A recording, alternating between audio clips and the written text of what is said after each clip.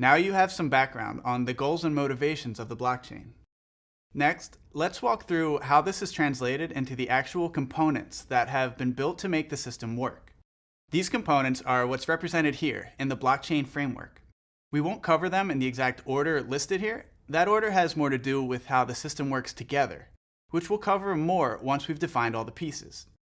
Instead, we'll start with what we think are the most fundamental pieces, then work up to the more complex components. With that said, we'll start this video with the topic of hashing. In this video, we'll discuss hashing and the details of a specific hashing function, SHA-256. A hash is a digital fingerprint for information. It's a unique string of letters and numbers that represent a set of data.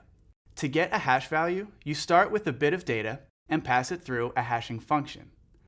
The hashing function maps a group of that data to a unique hash value. It will take in the information you give it and create a completely unique hash value. This hash value now acts as a unique identifier for the original data.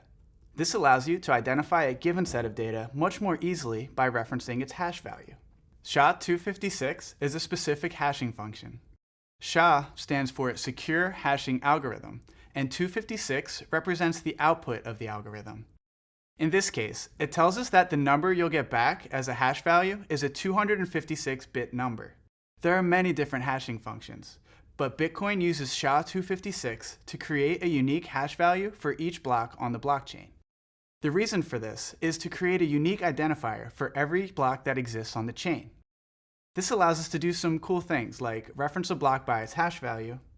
It even creates the foundation from which we can join blocks together into a chain. To understand how this builds the chain, we'll need to understand blocks and blockchains a little better.